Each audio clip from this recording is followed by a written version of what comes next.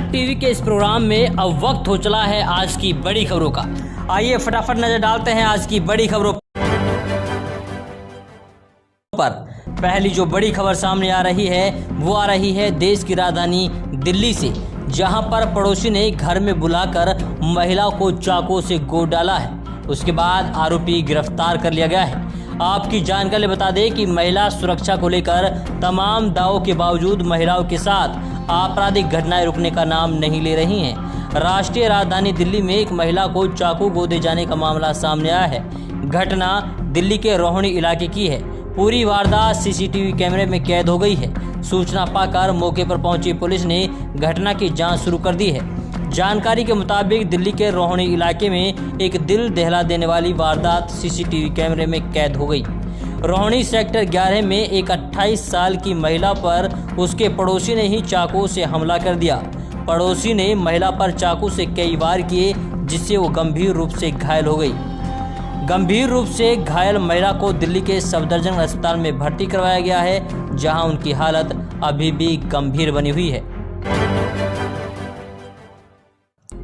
और आइए अब बढ़ते हैं अगली बड़ी खबर की ओर, जो कि हरियाणा के मेवात जिले से आ रही है, जहां पर मृतक आसिफ के परिवार वालों से मिलने के लिए पहुंचे हैं विधायक मम्मन खान। आपकी जानकारी बता दें कि जैसे ही खेड़ा खलीलपुर गांव के आसिफ को जिस तरीके से कुछ बदमाशों ने, कुछ दबंगों ने अपना शिकार बनाया और उसे दुनिया से हमेशा के लिए अलविदा करवा दिया, उसके बाद से ही पूरे मेवात इलाके में रोष है। और उसी वक्त से विधायक मम्मन खान बीमारी से ग्रसित थे।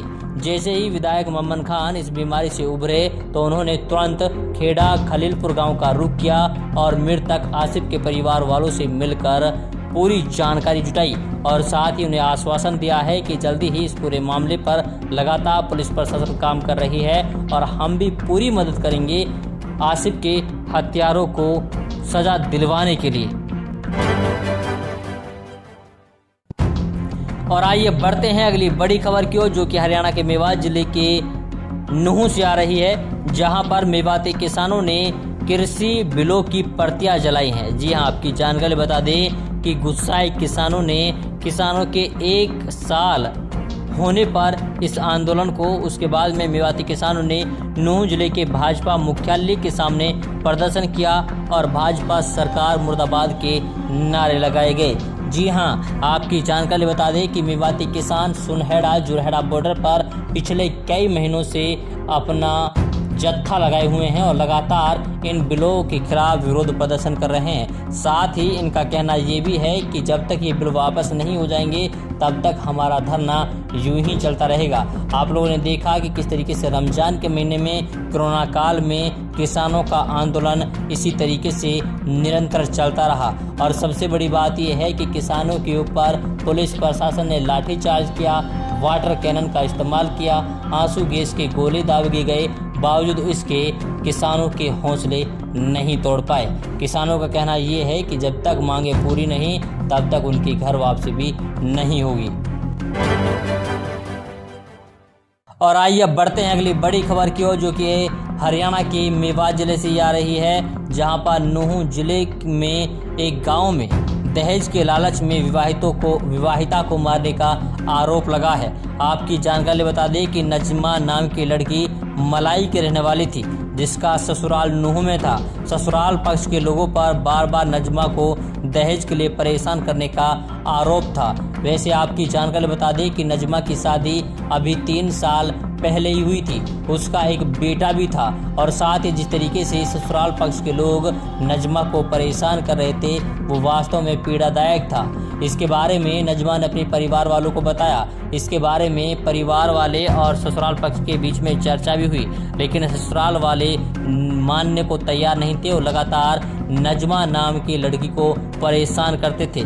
खैर, अब नजमा नाम की लड़की इस दुनिया में नहीं रही है और जैसे ही इस बात की जानकारी लड़की के परिवार वालों को मिली तो लड़की के परिवार वालों का रो रो कर बुरा हाल है। उन्होंने प्रशासन से इंसाफ की गुहार लगाई है और साथ ही कहा है कि जो इस तरीके के दहेज लोभी हैं उनके खिलाफ सख्त कार्रवाई होनी चाहिए और उनको सजा मिलनी चाहिए, वरना इसी तरीके से दहेज के मामले लगातार बढ़ते रहेंगे।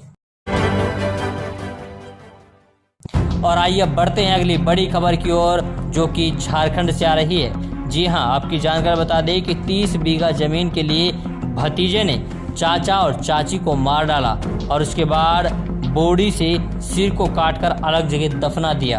आपकी जानकारी बता दें कि दंपति अपनी बहन के बेटे को पाल पोस कर अपनी संपत्ति में हक देना चाह रहे थे। ये बात उनके भतीजे को इतनी नागवार गुजरी कि उसने चाचा और चाची का ही कत्ल कर दिया और उनके शव के टुकड़े कर अलग अलग जगह दफना दिए। रिश्तों में मौत का खेल खेलने वाला ये वाकया झारखंड के पाकुड़ जिले का है। पाकुड़ के महेश्वर थाना क्षेत्र में दंपति की हत्या मामले में पुलिस ने 72 घंटे के अंदर मामले का खुलासा कर दिया। इस मामले में पुलिस ने भतीजे सहित 3 हत्यारों को गिरफ्तार कर लिया है। खैर, जिस तरीके की खबरें सामने आ रही हैं वो वास्तव में डरा देने वाली हैं, परेशान कर देने वाली है। ऐसे में आप लोगों को सावधान रहने की ज़रूरत है और रिश्तों में मोहब्बत बनाकर रखने की बहुत ज़्यादा ज़रूरत है। तो ताज़ा तरीन खबरों की इस दुनिया में आज के लिए बस इतना ही। फिर होगी मुलाकात एक नए प्रोग्राम के साथ, एक नए मुद्दे के साथ। तब तक के लिए आप बने रहिए सिर्फ और सिर्फ भारत टीवी के साथ।